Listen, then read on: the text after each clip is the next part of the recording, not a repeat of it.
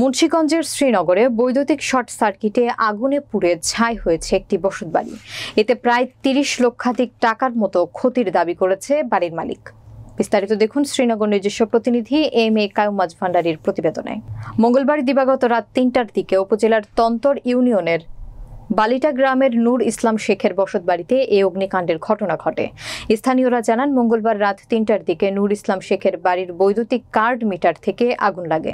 পরে স্থানীয় লোকজন ও ফায়ার সার্ভিসের প্রচেষ্টায় প্রায় ১.৫ ঘন্টার প্রচেষ্টায় আগুন নিভাতে সক্ষম হয়। বাড়ির মালিক নূর ইসলাম শেখ জানান, আগুনে আমাদের বাড়ির ৮টি বসতঘর, ৪টি রান্নাঘর এবং ৩টি গোয়ালঘর সহ ঘরের ফ্রিজ, টিভি, গ্যাসের চুলা, নগদ টাকা এবং আসবাবপত্র পুড়ে ছাই হয়ে গেছে। এতে প্রায় ৩০ লক্ষাধিক টাকার মতো ক্ষতি হয়েছে।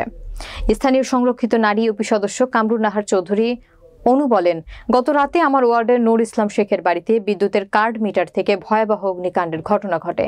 এতে আগুনে পুড়ে ওই বাড়ির সব।